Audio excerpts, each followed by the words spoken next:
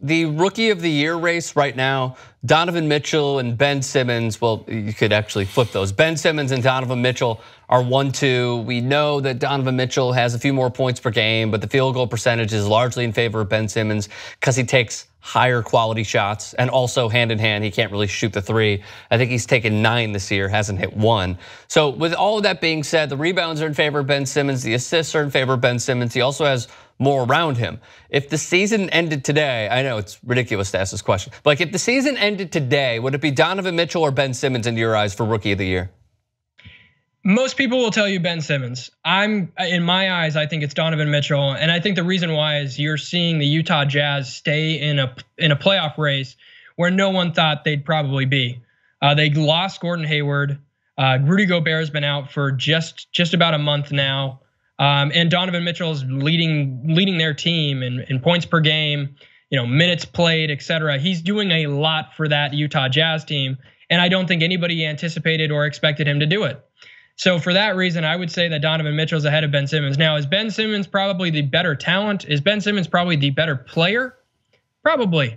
But I think at this point, who's most valuable to their team matters. And I know the rookie of the year conversation is very different year in and year out. A lot of the time it's based on statistics.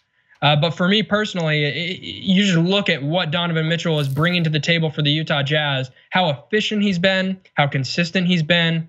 And just what he means to that team. I think you take him off that team and they're probably dead last in the Western Conference. I just don't, I don't really see an option for them otherwise on offense that can consistently score 20, 25 a night at that efficiency. Well, rookie of the year / MVP for the team, obviously. Yeah. But small aspect of this question, because this always rings to me and I never actually verbalized it. So between Ben Simmons and Donovan Mitchell, you got basically Ben Simmons who, yeah, he was injured, but it's kind of like a redshirt year. Right. So you get a chance to come in and see an NBA system, consistently see the practicing, work with guys who have been in the league, and you learn something. So that's why there's a benefit for redshirt in college years. So I almost, and maybe it's unfair, but I almost want to eliminate a second-year player that's a rookie because he didn't play his first year because of something like an injury. What do you think about that? Completely with you, 100% behind it. It doesn't make sense to me. How can you put Ben Simmons in the same conversation? He's had a year to acclimate to the NBA. And yeah, I get that he was a freshman at LSU and didn't have the greatest career there, gets injured, but he played a little bit before, obviously getting injured late in the summer with Philadelphia. And I think for that reason, you just have to disqualify him from the rookie of the year. I think that should be the case every single season. I don't think you should have second-year, third-year players. I think, what was it, Blake Griffin? Yeah. He got injured and then he came back and won rookie of the year, was runner-up. That sort of thing to me just doesn't make any sense because you're giving one guy an edge over another guy.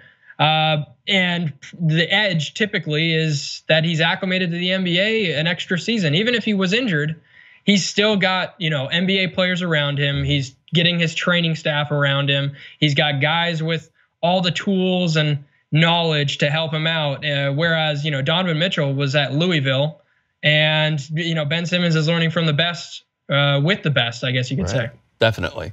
All right, Oliver Maroney joining us here on TYT Sports. Please do follow his stuff at Oliver Maroney NBA on Twitter, and then also at the fine website of UpRock. So we really appreciate it, Oliver. Thank you so much, man. All right, thanks a lot for having me, guys.